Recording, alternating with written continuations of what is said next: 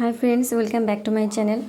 তো আমি আজকে দেখো রেডি হয়ে গেছি, আমার ছেলে রেডি হয়ে গেছে। তো আমরা আজকে এক জায়গায় যাবো। তো কোথায় যাব আগে যাই, চলো তারপর বলবো। আমি, আমার শাশুড়ি, মাসি শাশুড়ি, আমার ছেলে, আমরা এই কয়জন যাচ্ছি। এই যে আমরা একদম রেডি, এবার আমরা বেরোবো। আমরা গাড়িতে উঠে গেছি। তো এই দেখো, যেতে আমাদের প্রায় 2 ঘন্টা সময় লেগেছে।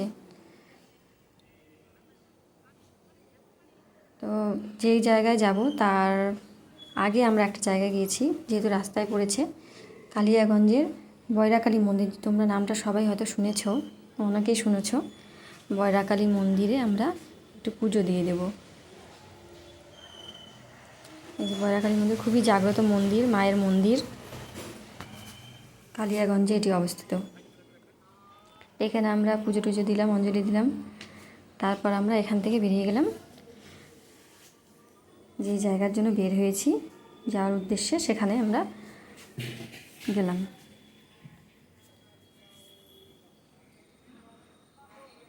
এই যে আমরা চলে এসেছি। তো এই জায়গাটির নাম হচ্ছে নরবরিয়া শিবধাম, এটি বেতাহারে অবস্থিত। কালিয়াগঞ্জ দনকল মোড় পার করে অনেকটাই যেতে হয়। তো এই মন্দিরটি বহু প্রাচীনকালের মন্দির। আগে এই জায়গাটি জঙ্গলে ভরা ছিল, মানে এই মন্দিরটির কথা মানে অনেকেই জানতো না, জঙ্গলে ঘেরা ছিল। তারপর এই মন্দিরটি আস্তে আস্তে মানে মানুষের সামনে উঠে আসে। তারপরে এই জায়গাটিকে পরিষ্কার করা হয়, পরিষ্কার করার পরে এই যে এরকম এখন এইরকম অবস্থা। তো এখন বহু লোক দূর দূরান্ত থেকে এই মন্দিরে আসে।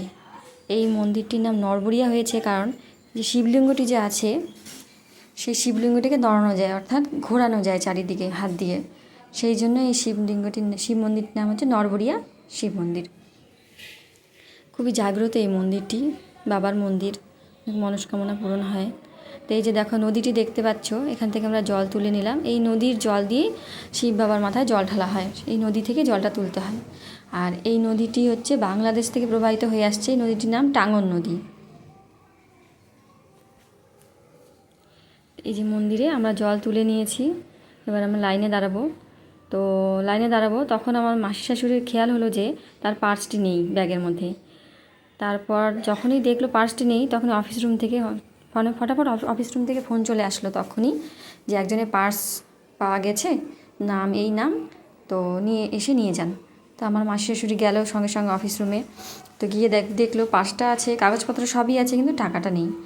তবুও ভালো, টাকাটা গেছে, টাকা আবার চলে আসবে, কিন্তু কাগজপত্রগুলো ছিল, এটিএম কার্ড, প্যান কার্ড, আধার কার্ড, এইগুলো যদি হারিয়ে যেত আবার বানাতে অনেক টাইম লাগে, এখন জানোই এইসব কাগজপত্র বানাতে। তো ভাগ্যটা ভালো যে পাওয়া গেছে কাগজগুলো, এটাই আমরা খুশি। তো এই যে আমরা লাইনে দাঁড়িয়েছিলাম, পুজো দেওয়া হয়ে গেছে আমাদের।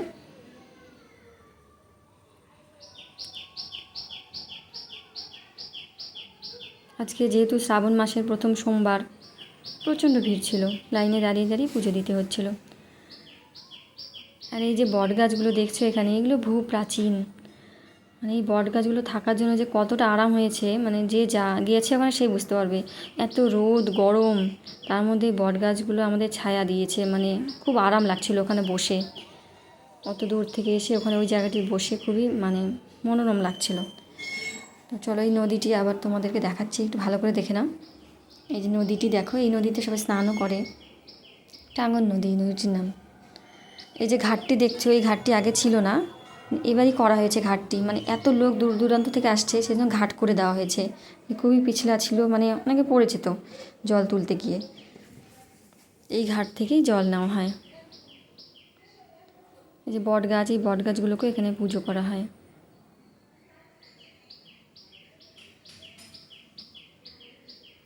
এই যে আমার ছেলেও বলে দিয়ে পুজো দিবে, ধূপকাঠি নিয়ে দেখাতে গেছে, তখন হাতে লেগেছে, আমি একটু বকা দিলাম।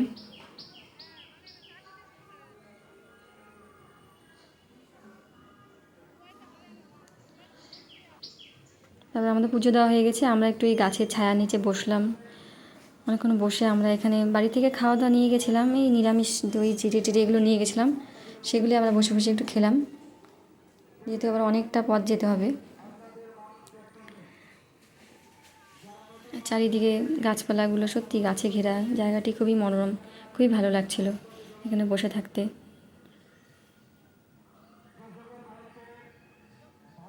তবে কিছুক্ষণ বসে থাকার পর আমরা তারপরে বাড়ির উদ্দেশ্যে রওনা দিলাম। দেখো আমরা পুজো দেওয়ার পরে দেখো কত লাইন, লোক দূর দূরান্ত থেকে আসতেই আছে এখানে। তখনও ভিড়, তখন প্রায় 4টে বাজে।